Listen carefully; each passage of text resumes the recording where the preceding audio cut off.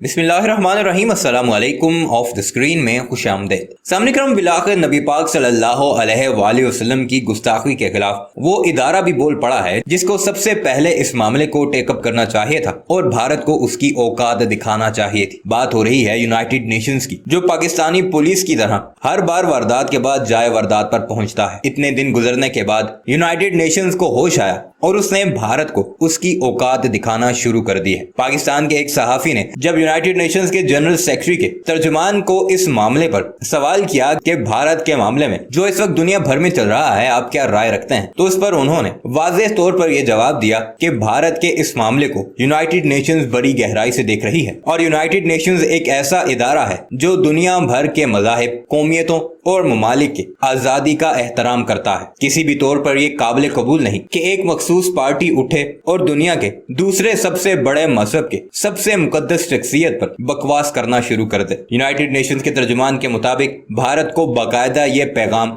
Officially तौर पर पहुंचा दिया गया है और अहम बात यह है कि अब इसके असरात भी आना शुरू हो चुके हैं, क्योंकि भारतीय सरकारी पार्टी भारतीय जनता पार्टी ने अपने तर्जुमानों को, और खास कर वो तर्जुमान जो बकवास करने में सबसे आगे होते हैं, उन्हें ये ऑर्डर्स दिए हैं कि आइंदा चंद माह तक अपनी जुबान को बंद रखना और किसी भी ऐसे मामले पर मुंह मत खोलना जिससे लोगों के जज्बात मजरू हों। यानी सिर्फ चंद माह के लिए मामला ठंडा करने के लिए उन पर पाबंदी लगाई गई है। लेकिन अब की बार जो सबक मुस्लिम मुमालिक ने भारत को दिया है, एक लंबे अरसे तक वो भारत को उसकी औकात याद दिलाता रहेगा। आइए आपको लेकर चलते हैं और भारतीय सहाफी की जुबानी ये सारी रुदात सुनाते हैं कि किस तरह यूनाइटेड नेशंस भी अब भारत को उसकी औकात दिखाना शुरू हो चुका है। मगर वीडियो पर आगे बढ़ने से पहले आपसे गुजारिश है कि हमारे इस चैनल को जरूर सब्सक्राइब कीजिएगा और कमेंट सेक्शन में अपनी कीमती राय का इजहार भी जरूर कीजिएगा।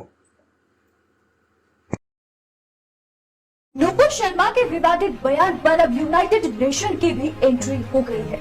पैगंबर मोहम्मद साहब के अपमान पर यूनाइटेड नेशन ने बड़ा बयान दिया, जिससे मोदी सरकार और भाजपा में हड़कंप मच गया है। जबकि इंडिया में जिस तरह से मस्जिदों को लेकर बवाल मचा हुआ है, उस मामले को भी यूनाइटेड नेशन यानी कि संयुक्त राष्ट्र में उठाने की बात चल रही है। और इस बीच भाजपा नेता द्वारा पैगंबर मोहम्मद पर गंदी टिप्पणी पर यूनाइटेड नेशन ने मोदी सरकार पर बड़ा बयान दिया। नमस्कार, मैं हूं। पैगंबर मोहम्मद साहब पर भाजपा नेताओं के विवादित बयान को लेकर पूरी दुनिया में देश की नाक कट गई। Iran, Qatar, Kuwait, Saudi Arabia, Bahrain, Afghanistan, Oman, Maldives, Libya, Indonesia, Jordan और भाजपा नेताओं के खिलाफ मोर्चा खोल दिया है। और अब संयुक्त राष्ट्र यानी यूनाइटेड नेशन का भी बयान सामने आ गया।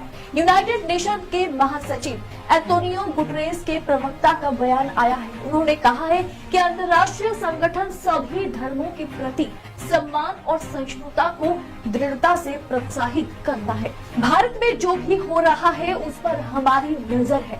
यूनाइटेड नेशन का बयान सामने आते ही मोदी सरकार के आला मंत्रियों की और भाजपा की हवा टाइट हो गई। पूरा मामला जानने के लिए आप देश नीति को सब्सक्राइब कर लें, बेल आइकन को दबाएं ताकि कोई भी खबर से आप बेखबर ना रहे। पाकिस्तान के एक पत्रकार ने पैगंबर मोहम्मद साहब के खिलाफ भाजपा नेता नूपुर शर्मा और नवीन कुमार बिंदल की दी गई टिप्पणियों का मामला उठाया यूनाइटेड नेशन के आगे। उन्होंने कई मुस्लिम देशों की ओर से निंदा किए जाने को लेकर संयुक्त राष्ट्र महासचिव की प्रतिक्रिया के बारे में पूछा, जिसके जवाब में उनके प्रवक्ता स्टीफन दुजारिक ने यह बयान दिया। यूएन प्रवक्ता दुजारिक ने कहा कि मैंने इससे संबंधित खबरें देखी हैं, मैंने टिप्पणियां भी देखी है। मैं आपको बता सकता हूं कि हम सभी धर्मों के प्रति सम्मान और सहिष्णुता के भाव को दृढ़ता से प्रोत्साहित करते हैं।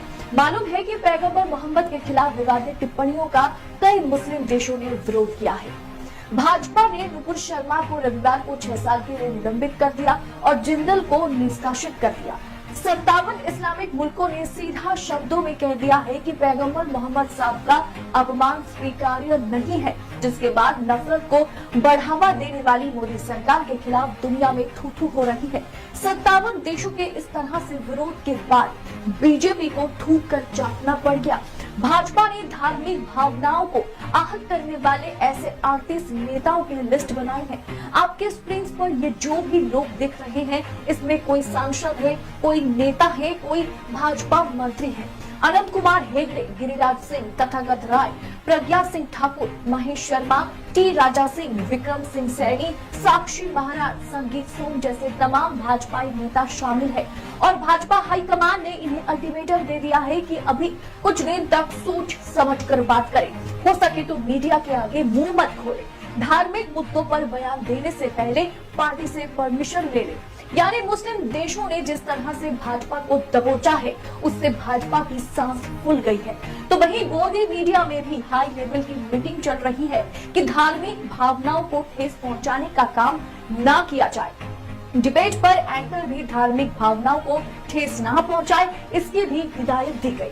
तो सोचिए, राजनीतिक फायदे के लिए बीजेपी ने जिस तरह से सभी धर्मों का इस्तेमाल किया है, जिस तरह से आप देख सकते हैं कि आज देश का सर झुक गया है, उससे ये सबक लेना जरूरी है कि धर्म के नाम पर राजनीति करने से थोड़ी देर की खुशी मिल सकती है, लेकिन ये खुशी स्थायी नहीं है। इसीलिए सत्ता की मलाई खाना है तो मुद्दों की राजनीति करना चाहिए। धर्म का चादर ओढ़कर गंदी राजनीति ज्यादा देर तक नहीं चलने वाली। देखा जाए तो इस तरह से Modi tolerance for all religions.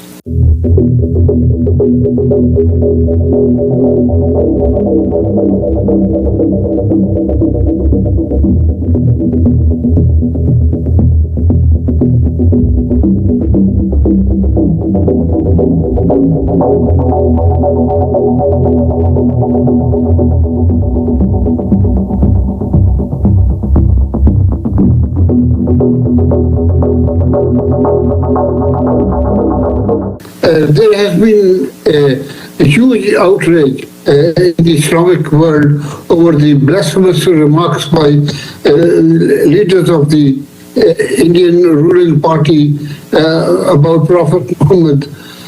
Do you have any reaction on that?